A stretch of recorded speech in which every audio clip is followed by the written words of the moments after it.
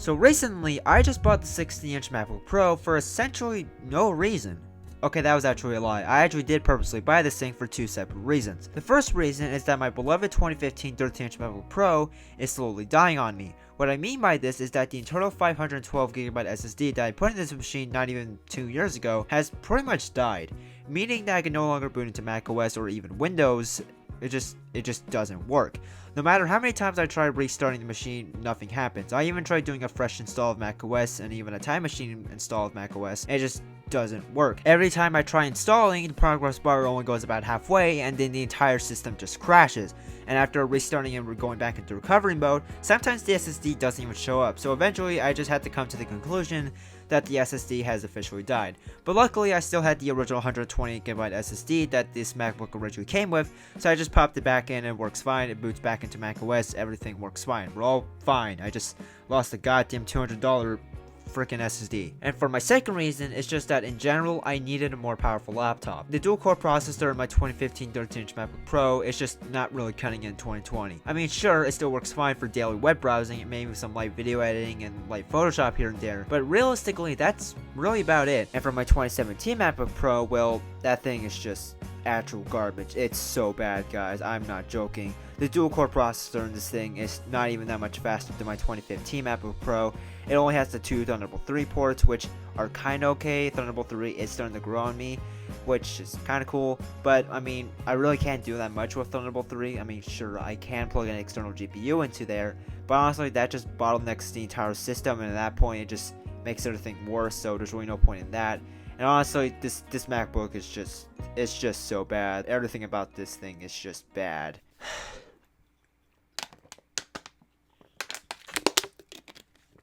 Holy shit.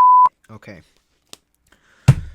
I don't want to do this. Okay, let's do this. So exactly what did I actually get? Well, I got the base model of the 16-inch MacBook Pro with the 2.6 GHz Core i7-9750H, 16GB of RAM, a 512GB SSD, 5300M graphics with 4GB of VRAM, and which on paper may seem like a very powerful machine, but, well, it is. Honestly, going from a dual-core CPU to a 6-core one having double the RAM and a dedicated graphics card is something that I never really thought would make that big of a difference, but it really does. I mean, just launching apps, web browsers, programs, and really anything, it just feels noticeably snappier, and just really doing anything on this machine just feels fast. I don't really know how to explain it anything further than that.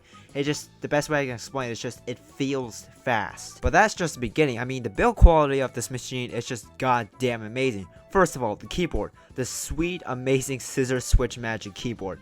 Hands down, the best keyboard I have ever used on a laptop. I mean, the key travel is just the right amount, having really good spaces between the keys. And for the touch bar, which at first I was kind of skeptical about it, and honestly I still am to this day, but honestly I'm starting to grow on it. It actually works really well. I actually find myself using it quite a lot, and for Touch ID, it's just so goddamn convenient, it's not even funny. Or maybe it is, I don't know, it's just that good.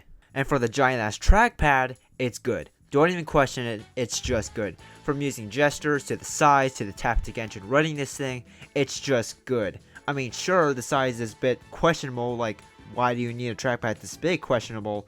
But honestly, it just works, and I'm okay with that. So, it's good.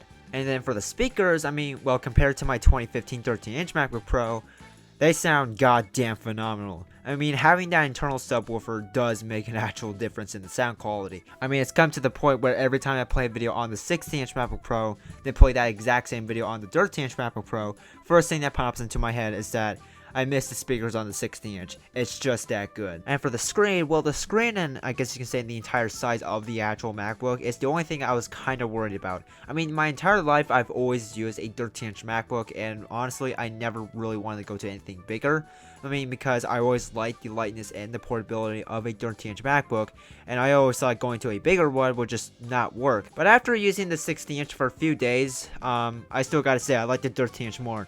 But honestly, I really do like the extra space the 16-inch does give me. It does make video editing and Photoshop a lot easier. Now, the only quote-unquote problem I actually have with this laptop is, well, of course, the ports. I mean, going from a laptop that had literally all the ports I would ever need to a laptop that barely has any ports, and that port is something I barely ever used before, definitely took time getting used to. I mean, sure, Thunderbolt 3 and Type-C are going to be the future, and I'm kind of okay with that, but being forced to carry around a Type-C adapter with me everywhere does kind of suck. Honestly, I miss having MagSafe and an SD card reader more than actual Type-A USB, but it's just something I have to get used to, but whatever. Now, overall, for the amount I spent on this machine, which was $1,900, which is kind of an okay deal, I really like this machine, from the specs to the screen to the keyboard to the trackpad. No, not you. It's just really good, and hopefully the 2020 model is just as good, if not better, which is kind of supposed to be. But where was I going to this? Hey Ethan, did you finish the script?